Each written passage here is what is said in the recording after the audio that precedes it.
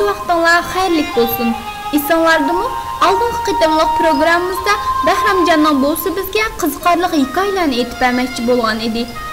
Ash qiziqarli hikoyani anglag'inglar bormi? Undaqda hammamiz birlikda hikoyaga quloq solaylik. Buam savol so'raganda, balalarim, men oldi bilan sizlardan bir qancha masalani so'ray. Ondan javobingizga qarab so'zimni boshlay, dedi buam va bizdan mundaq savol so'radi. Sizlar hozirgacha maktabda 4-5 yil o'qidinglar. Qanchalik narsalarni o'rganganinglarni, nimalarni o'rganayotganliginglarni men toza uqmayman. Menga javob beringlar. Kishilik hayot to'g'risida nimalarni o'rgandinglar? Masalan, sizlar bu kishilik jamiyatida hayot havosidan nafas olyapsizlar, tomoq yeyapsizlar, o'qiyapsizlar, o'ynayapsizlar. Ba'zida kulyapsizlar, ba'zida yig'layapsizlar. Undaq bo'lsa, nimishqa kuldiganliginglarni, nimishqa yig'laydiganliginglarni, nimish uchun oziq yeydiganliginglarni, nimish uchun o'qiydiganliginglarni o'ylab ko'rdinglarmi? Xalq uchun yashaymiz, xalq uchun o'qiymiz, deb javob berdik hammamiz birdek. Yaxshi, dedi buvam.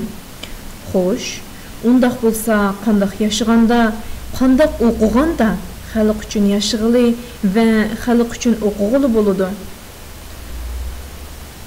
Tirishib yaxshi o'qib, yaramli odam bo'lganda, ondan xalq uchun yashag'ili va xalqqa foydali odam bo'lg'ili bo'ldi, deb javob berdik biz.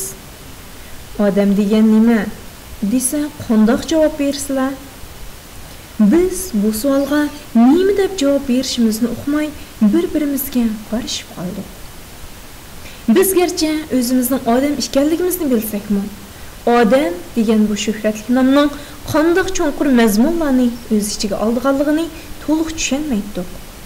Nima uchun yashaysan? Bolalarim, men bilaman, sizlar hayotning nima ekanligini, odamning nima ekanligini to'liq tushunmaysizlar, dedi buvam. Bu tushunchalarni bora-bora atrofda his qilib qolasizlar. Biroq shu ish esinglarda bo'lsinki, o'qishdagi tub maqsad o'zinglarning odam ekanliginglarni tonish va qandoq yashashni o'rganish. O'qishdagi maqsadmi o'quvchilarning o'zining odam ekanligini haqiqiy tunutish va qandoq yashashni o'rgatish. Dunyodagi barliq jonliqlar o'zining qobiliyatiga yarasha yashaydi-ku. Odammi bu dunyoda o'zining qobiliyatiga yarasha yashaydi. Undaq ekan, sizlar bu dunyoda yaxshi, farovon, baxtli yashash uchun nima qilishinglar kerak? Albatta, o'zinglarning yashash qobiliyatinglarni yuqori ko'tarishinglar kerak. Odamda qobiliyat bo'lmasa, hech qanday ishni boshqa ilib chiqa olmaydi. Hatto hayvonlarmi o'z qobiliyatini yetildirmasa, yashash iqtidorini yo'qotsa, mavjudligini yo'qotadi.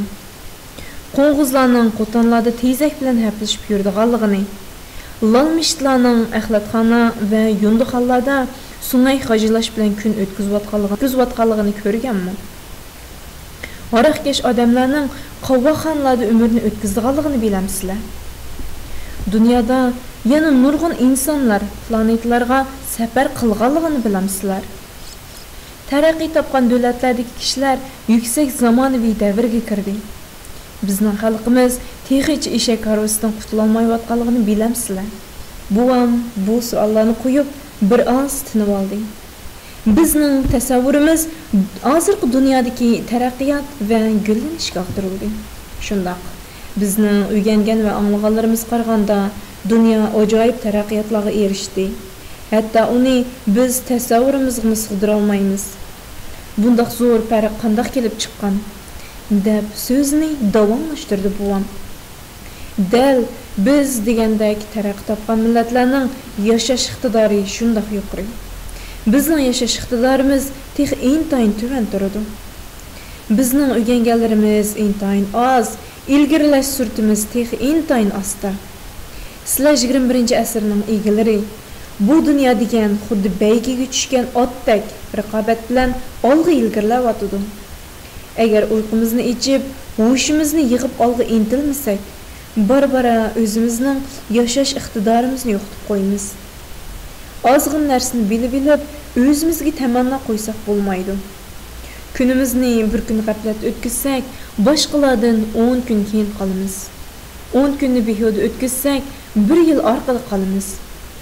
Shunday qilib, xuddi o'ziga tamanno qo'yib g'aflat qilgan to'shqandek raqobatda yengilib qoladigan ish yuz beradi.